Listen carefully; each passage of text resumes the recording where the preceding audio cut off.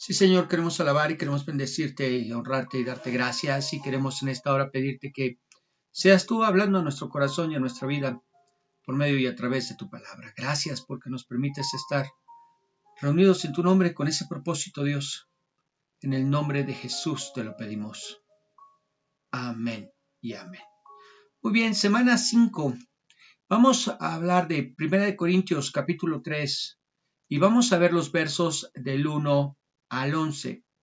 Nuestra clase se llama Colaboradores de Dios en su primera parte. Este capítulo lo vamos a dividir en dos partes y dice el verso 1 al 11. De manera que yo, hermanos, no pude hablaros como a espirituales, sino como a carnales, como a niños en Cristo. Os di a beber leche y no vianda, porque aún no erais capaces, ni sois capaces todavía, porque aún sois carnales, pues habiendo entre vosotros celos, contiendas y disensiones, ¿no sois carnales y andáis como hombres? Porque diciendo el uno, yo ciertamente soy de Pablo, y el otro, yo soy de Apolos, ¿no sois carnales? ¿Qué? Pues, ¿es Pablo? ¿Y qué es Apolos? Servidores por medio de los cuales habéis creído, y eso según lo que a cada uno concedió el Señor. Yo planté, Apolos regó, pero el crecimiento lo ha dado Dios. Así que ni el que planta es algo, ni el que riega, sino Dios que da el crecimiento. Y el que planta y el que riega son una misma cosa, aunque cada uno recibirá su recompensa conforme a su labor. Porque nosotros somos colaboradores de Dios y vosotros sois labranza de Dios, edificio de Dios, conforme a la gracia de Dios que me ha sido dada. Yo como perito arquitecto puse el fundamento y otro edifica encima, pero cada uno mire cómo sobreedifica, porque nadie puede poner otro fundamento que el que está puesto, el cual es Jesucristo. Muy bien, ahora el apóstol continúa con los reclamos a los hermanos de Corinto. Temas difíciles de tratar, pero que finalmente tienen que ser tocados, y en este caso por una autoridad como lo es el apóstol. Y les dice, verso 1, de manera que yo, hermanos, no pude hablaros como espirituales, o sea, aunque quería hablarles como si fueran espirituales, no pude hacerlo sino como a carnales, como a niños en Cristo. ¿Qué es lo primero que aprendemos? Bueno, que los problemas que había en la iglesia, esos problemas de división, no estaban siendo provocados por los de afuera, sino por los hermanos desde adentro de la iglesia. ¿Por qué? Porque no eran espirituales, sino carnales. Es decir, aquí lo que el apóstol les está diciendo es que son cristianos, sí, pero son cristianos carnales. O sea, y da la definición, niños en Cristo. Si fueran solamente carnales, pero no hermanos en Cristo, no hubiera utilizado el término niño en Cristo. Entonces, nos tiene que quedar claro que en nuestras iglesias existen los hermanos espirituales, esos que son maduros en la fe, pero también existen los cristianos carnales. ¿Qué son? ¿Qué es un cristiano carnal? Un cristiano recién convertido que aún viene arrastrando cosas de su vieja, de su antigua naturaleza. Ahora, ¿qué pasaba con ellos? En esa carnalidad que en ellos había, no pusieron sus ojos en Cristo, sino en sus siervos, en los ministros. Y eso provocó que la iglesia se dividiera, algo que ya vimos en el capítulo 1. Ahora, yo te pregunto, ¿pasará eso hoy en día? Las divisiones que miramos dentro de nuestras iglesias serán provocadas por la misma causa, por los mismos miembros de la iglesia que son cristianos carnales, que no ponen sus ojos en Cristo, sino que siguen poniendo sus ojos en el siervo de Dios. ¿Qué piensas? Muy bien, verso 2 dice, os di a beber leche y no vianda, porque aún no erais capaces ni sois capaces todavía. Ahora, ¿cuál es el alimento del inmaduro? ¿Cuál es el alimento del niño en Cristo, del carnal? Bueno, como los bebés naturales, ellos también son incapaces de comer alimento sólido. Ellos necesitan leche, pero leche espiritual, es decir, un alimento ligero que puedan digerir, que puedan entender y que además no les haga daño. El apóstol Pedro también nos habla de ello. Vamos a verlo en Primera de Pedro, capítulo 2, verso 2, que dice: desead como niños recién nacidos la leche espiritual no adulterada, para que por ella crezcáis para salvación. ¿Verdad? ¿Qué nos dice? Como niños recién nacidos, como inmaduros en Cristo, como apenas venidos a la fe, necesitamos desear la leche espiritual, pero esa que no es adulterada. De manera que Pablo no les pudo alimentar con alimentos sólidos, sino con leche. Pero nos pide que ese alimento sea puro, es decir, no adulterado. Pero hoy en día miramos cómo en las iglesias no solo no se da un alimento puro, un alimento sin contaminación, sino un mal alimento. ¿Qué quiero decir? En lugar de alimentar a la grey de Dios con la palabra, con la escritura, traemos un alimento que se parece pero que no es el indicado. Viene adornado con porciones de la escritura, pero la enseñanza no se basa en la escritura, sino en las ideas, en las filosofías de los predicadores. ¿Qué pasa? Que como en lo natural al niño no le gusta la comida sana, a él le encanta la comida chatarra, que se parece a la sana, pero que no es, ¿verdad? Que quite el hambre y sabe rica, pero que no nutre a la persona, sino al contrario, la satura de grasas malas, de carbohidratos, de almidones, ¿no? Esto es muy fácil de detectar. Usted propóngale al niño su comida sana, ¿verdad? La sopita de verdura, ¿sí? La carnita asada, estamos hablando de la guarnición, o ir a McDonald's. ¿Usted qué cree que va a querer su hijo? ¿O ir a comer pizza o ir a comer pollo frito? Por supuesto que la pizza, el pollo frito, ¿verdad? La hamburguesa. ¿Por qué? Porque no les gusta la comida sana. Aman la comida chatarra. Bueno, pues a estos niños en Cristo también los alimentan en nuestras iglesias con comida chatarra. Comida que les gusta pero que no les nutre. Comida que les entretiene el hambre, pero que no les ayudará a crecer saludables. ¿Cómo sabemos que no han crecido a pesar de ser alimentados? ¿Cómo lo sabemos? Porque tienen años metidos en la iglesia, años recibiendo, ¿no?, la palabra, pero no crecen. Sí, lo único que han hecho es engordar, pero no crecer. No están sanos espiritualmente hablando. ¿Por qué? Porque el alimento del cual los están alimentando no es el buen alimento de la palabra. ¿Sí? No es el alimento no solamente puro y sin contaminación, sino que además es un alimento de baja calidad el que se les está dando. Muy bien. 3. Porque aún sois carnales. Porque aún sois carnales, es decir, los quise alimentar con alimento espiritual, pero no pude hacerlo, ni puedo todavía, porque no son capaces. ¿Por qué? Porque aún sois carnales, pues habiendo entre vosotros celos, contiendas y disensiones, ¿no sois carnales y andáis como hombres? ¿Qué es lo que los distingue como carnales? Por sus obras, por sus frutos, ¿verdad? Los conoceremos. Pablo les dice que en lugar de encontrar el fruto de la palabra, el fruto del Espíritu en sus vidas, lo que hay es el fruto, pero el fruto de las obras de la carne. Celos, contiendas, peleas y disensiones, desacuerdos, eso es lo que hay entre ellos. Cosas que no son producidas por el Espíritu, sino por la carne, por la antigua naturaleza caída. Ahora, más adelante, cuando Pablo escribe a los Gálatas, les da una lista de estas obras de la carne. Vamos a verla, vamos a revisarlas. Gálatas capítulo 5, verso 19, que dice: y manifiestas son las obras de la carne, que son adulterio, fornicación, inmundicia, lascivia, idolatría, hechicería, enemistades, pleitos, celos, iras, contiendas, disensiones, herejías, envidias, homicidios, borracheras, orgías, y por si algo faltó, cosas semejantes a estas, acerca de las cuales os amonesto, como ya os lo he dicho antes, que los que practican tales cosas no heredarán el reino de Dios. Que había entre ellos estas obras de la carne, hechos, acciones que son propias del hombre natural, que no solamente hace todas estas cosas, sino que las practica, que hace de manera habitual como parte de su estilo de vida y que le llevarán a arder en el infierno. Vamos a ver para esto el siguiente comentario. Pablo llama a los corintios niños en la vida cristiana, porque aún no eran espiritualmente saludables y maduros.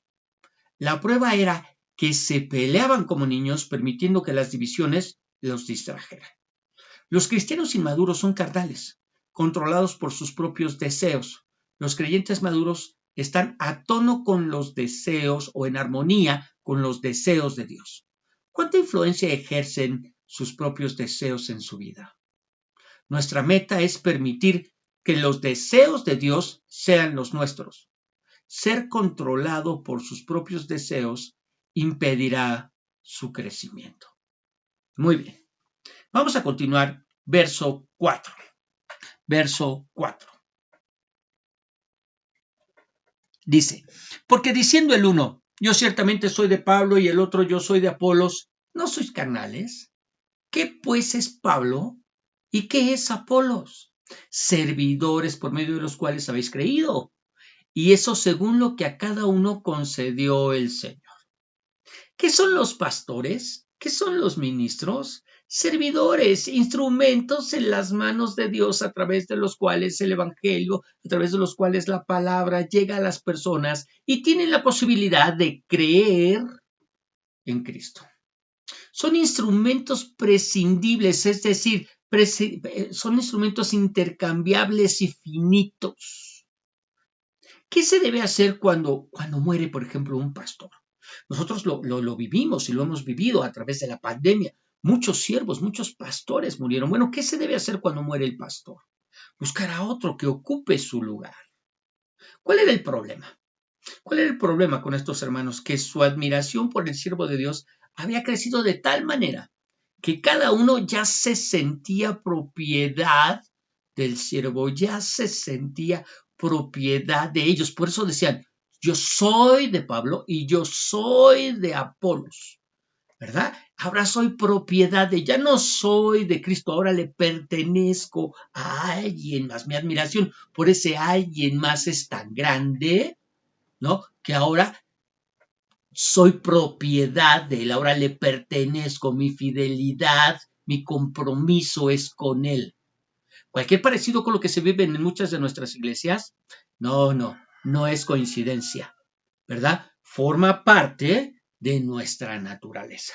Muy bien. 6, porque dice, y eso, el final del verso 5, y eso según lo que a cada uno concedió el Señor. O sea, somos servidores según lo que a cada uno nos concedió el Señor. ¿Cómo? ¿Qué nos concedió? Y aquí viene 6. Yo planté, Pablo plantó, Apolos regó, pero finalmente el crecimiento lo ha dado Dios. El labrador puede plantar la semilla y regarla, abastecerla de agua, pero no puede hacer que esa semilla crezca. Eso es algo que solamente el Señor, nuestro Dios, puede hacer. Pablo les dice que el trabajo que hacen tanto él como Apolos es el trabajo que pueden hacer los hombres. ¿Cómo Dios le haya placido otorgárnoslo? Pablo plantó, Apolos regó. Pero el verdadero milagro no se encuentra en lo que ellos hacen, sino en la obra de Dios en sus corazones que los hace crecer. El verdadero milagro se encuentra en aquel que abre nuestro entendimiento y nos da el conocimiento, la capacidad para poder entender la palabra y que la palabra sea revelada delante de nuestros ojos. ¿Ok? Veamos el siguiente comentario. Pablo plantó la semilla del mensaje del Evangelio en los corazones de las personas. Fue pionero en la misión, trajo el mensaje de salvación. El papel de Apolos fue regar, ayudar a los creyentes a crecer más fuertes en la fe. Pablo fundó la iglesia de Corinto y Apolos la construyó sobre dicho fundamento. Trágicamente, los creyentes en Corinto se habían dividido en grupos, ofreciendo lealtad a diferentes maestros. Después que el trabajo de los predicadores ha sido completado, Dios continúa haciendo crecer a los cristianos.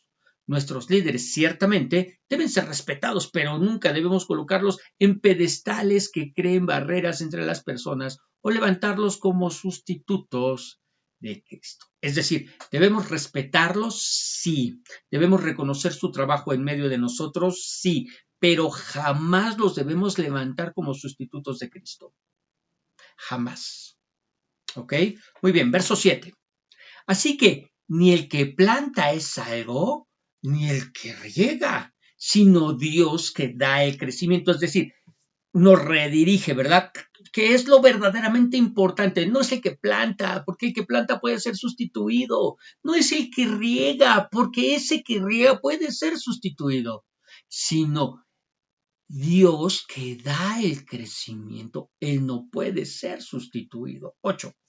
Y el que planta y el que riega son una misma cosa, aunque cada uno recibirá su recompensa conforme a su labor.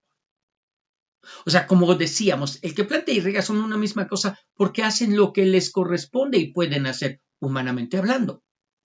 Pero el verdaderamente importante es Dios quien da, quien otorga el crecimiento. Pero aquí Pablo nos dice que esa labor, plantar y regar, es una labor que recibirá recompensa de parte de Dios. Y que esa recompensa se nos dará dependiendo de la labor, dependiendo de la tarea, dependiendo del trabajo que cada uno de nosotros hayamos desempeñado. Esa debería ser la razón por la que los pastores, por la que los ministros deberíamos trabajar arduamente, no por la recompensa que se nos pueda dar en este mundo, sino por la que Dios tiene preparada allá en el cielo, ¿verdad? Vamos a ver el siguiente comentario que es muy, muy breve, que dice: el que planta y el que riega tienen ambos un mismo propósito. No están compitiendo y cada uno será recompensado sobre la base de su propio trabajo. Muy bien, lo que hemos estado hablando. Cada uno es recompensado en base a ¿qué? A su trabajo, a lo que hizo o dejó de hacer, ¿verdad? Pero algo que es bien importante, porque este breve comentario ha tocado un punto que deseo traer a esta mesa. ¿Cuál? La competencia entre ministros. Dice, no están compitiendo. La competencia entre ministros de la misma iglesia, hablemos de esa, donde pareciera que compiten entre ellos para determinar cuál es el más popular. Iglesias que tienen 2, 3, 4, 5 pastores, y entonces compiten entre ellos para determinar cuál es el más popular, el que tiene más seguidores, el que hace que se levanten mayores ofrendas, o incluso mueve de mejor manera las emociones de las personas.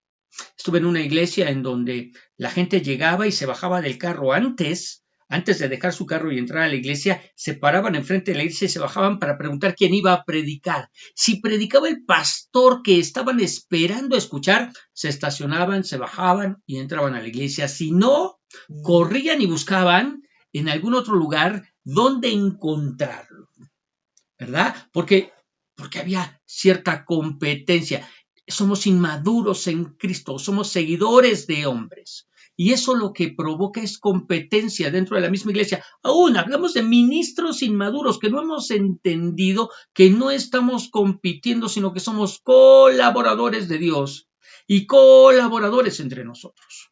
¿Sí? Bueno, eso se puede dar en ministros de una misma iglesia, sí, definitivamente. Pero también tenemos la competencia entre ministros de diferentes iglesias, donde compiten por ver quién tiene la iglesia más grande, quién tiene el mejor grupo de alabanza, quién levanta mejores ofrendas, quién construyó el mejor edificio, quién hace los mejores congresos. ¿Ok? ¿Ha oído de eso? Muy bien. ¿Qué nos dice Pablo?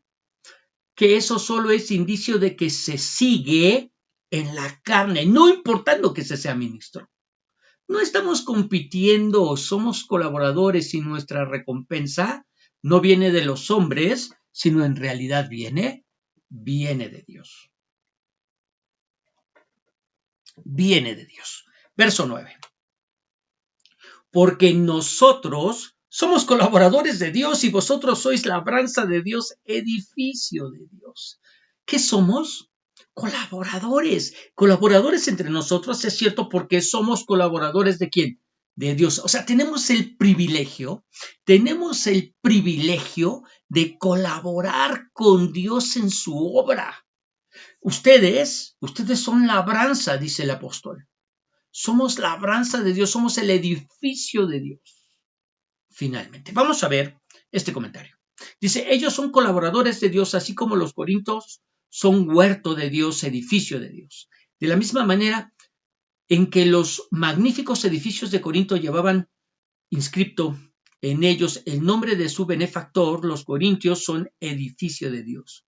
No hay tal cosa como mis convertidos y tampoco pertenecen los creyentes en Cristo a un maestro o un evangelista cristiano en particular. La obra de Dios involucra a muchos individuos con variedad de dones y habilidades. No hay superestrellas en esta tarea, solo miembros de equipo que desarrollan sus funciones específicas. Nos convertimos en miembros útiles del equipo de Dios al poner a un lado el deseo de recibir gloria por lo que hacemos. La alabanza que viene de la gente es comparativamente sin valor.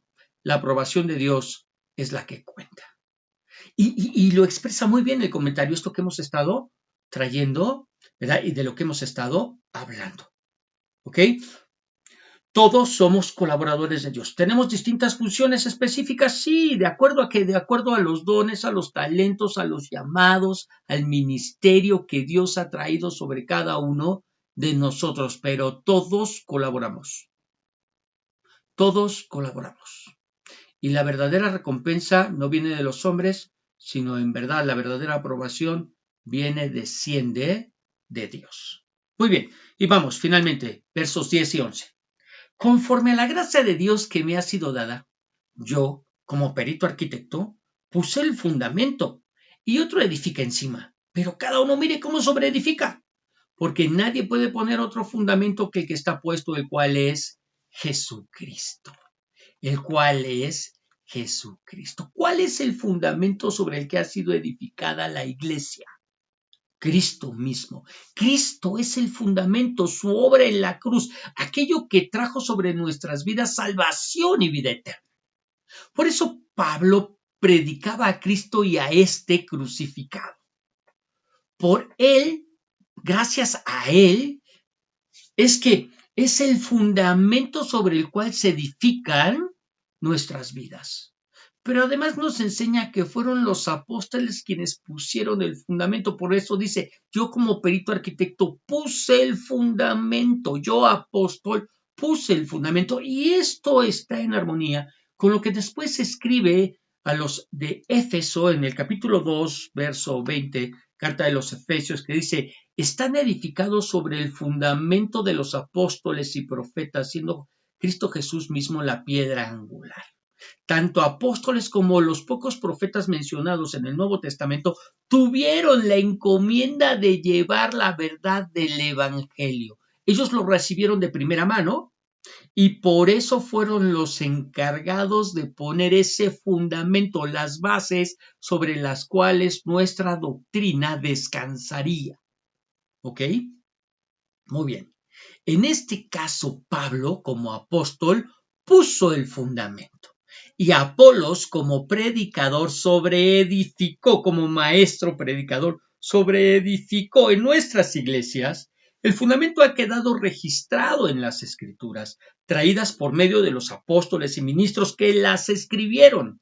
Y cada pastor, cada maestro sobreedifica tomándolas en cuenta. Pero también, no solamente pastores y maestros sobreedificamos, sino que también cada uno de nosotros, por eso dice, pero cada uno mire cómo sobreedifica, cada uno de nosotros lo hacemos cuando escudriñamos, cuando meditamos y las estudiamos. Hablamos de las Escrituras, ¿verdad? Estamos, ¿qué? Sobreedificando, ¿ok? ¿Qué debemos hacer para sobreedificar bien? Tener cuidado al hacerlo para no tergiversar el verdadero propósito, la verdadera enseñanza y no confundirnos o confundir a alguien más. Por eso tenemos que tener sumo cuidado cuando escuchamos a los predicadores, a los hermanos a los pastores, a los maestros que suben sus enseñanzas a la red. Ya sea que los escuchamos por el YouTube o que los escuchamos en el Facebook, necesitamos tener cuidado de lo que escuchamos y cómo lo escuchamos, y necesitamos conocer un poquito del trasfondo doctrinal de aquel que me está enseñando, para que de esa manera yo pueda determinar que esa persona no va a terminar, valga la redundancia, confundiéndome, ¿ok? Y que la doctrina que estoy aprendiendo, lo que este pastor me está enseñando, está en armonía, en conformidad con toda la escritura de Dios, con toda la escritura del Señor. ¿Ok? ¿Qué debemos hacer? Pues tener cuidado cómo sobreedificamos. ¿Por qué? Porque yo no puedo decir, bueno, es que a mí eso me enseñó el hermano fulano tal. Sí, pero tú tienes una Biblia y tú tienes rodillas y tú puedes orar y tú le puedes pedir al Señor que te dé sabiduría, entendimiento, que te traiga revelación a tu vida. La Escritura dice que el que busca encuentra y que al que llama se le abrirá. De tal manera que si yo estoy buscando a Dios, yo estoy buscando, soy un amante de la verdad. Y yo busco la verdad. El Señor dispondrá de los medios y los recursos para que yo pueda encontrar esa verdad y ser verdaderamente libre de todas esas falsas doctrinas y falsas ideas de las cuales muchas veces está rodeado el Evangelio. ¿Ok? Vamos a ver este último comentario que dice: el fundamento de la iglesia de todos los creyentes es Jesucristo. Y este es el fundamento que Pablo estableció al predicar a Cristo cuando empezó la iglesia en Corinto. Cualquiera que edifica la iglesia, maestros, predicadores, pastores y otros, debe construir con materiales de alta calidad, sana doctrina y testimonio, que encaje en las normas de Dios. Pablo no está criticando a Apolos, sino desafiando a los futuros líderes de la iglesia a tener una predicación, así como una enseñanza sana y sólida. ¿Qué necesitamos? Una enseñanza sana y sólida. ¿Cuál es el reto? Que el día de mañana, que yo voy a compartir, yo voy a enseñar, el día de mañana que quizás por la gracia y la voluntad de Dios yo voy a ser un maestro, un pastor de la iglesia, yo pueda compartir sana y sólida doctrina. Yo pueda compartir verdaderamente y traer, alimentar a la grey de Dios con un alimento sano y sin contaminación. Ese es el propósito. Sin los yo creo y a mí me parece, sino la Escritura dice. La Biblia dice. El Señor dice. La palabra nos enseña. ¿Ok? Ese es el propósito. Por eso estudiamos, por eso escudriñamos, por eso es que nos metemos a leer Biblia y a meditar en la Biblia y a estudiar la Biblia y procuramos tener una sana enseñanza. Muy bien, vamos a orar. Vamos a orar. Señor Dios y Padre Celestial, alabamos, bendecimos, glorificamos, honramos y exaltamos tu nombre. Te damos gracias, Dios.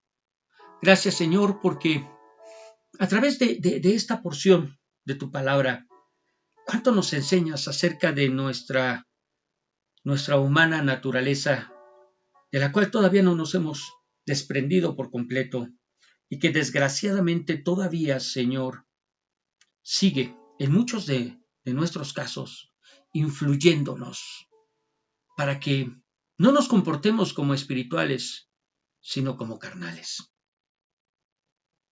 Dios, en el nombre de Jesús, te pedimos, te rogamos, que seas tú hablando a nuestro corazón y a nuestra vida y enseñándonos, Dios, a hacer las cosas de la manera correcta, de la manera adecuada, a escudriñar, a estudiar, a entender que el verdadero fundamento de nuestras vidas eres tú. Que ciertamente nuestros pastores y nuestros maestros con los cuales estamos agradecidos, a los cuales respetamos, reconocemos su labor y su trabajo en medio de nosotros, son importantes, pero no son lo más importante, porque lo más importante es tu Hijo Jesucristo. Señor eterno, que te podamos mirar así, como el centro de nuestra vida, como el fundamento de nuestro ser. Y que tengamos cuidado, Señor, en la forma, en la manera en que sobreedificamos en este fundamento. Padre, no es pretexto. Y que lo entendamos, no es pretexto que a mí así me lo enseñaron y como así me lo enseñaron, eso no puede cambiar. Dios, porque esto me sigue hablando de cristianos inmaduros, que seguimos buscando culpables en lugar de buscar la verdad. Dios eterno, en el nombre de Jesús, que podamos crecer y que podamos desarrollarnos hasta alcanzar esa estatura de ese varón perfecto que es Jesucristo. En el nombre de Jesús te lo pedimos, Dios. Amén y amén. Muy bien, precioso, que el Señor te bendiga, que el Señor te guarde, que el Señor haga resplandecer su rostro sobre ti y sea ese mismo Señor quien te dé paz. Nos seguimos escuchando todos los días a través de nuestro devocional diario, los días domingos a través de nuestra enseñanza o plenaria. Y recuerda que los días lunes recibimos nuestra enseñanza, ¿sí? de esa semana. Que el Señor te siga bendiciendo.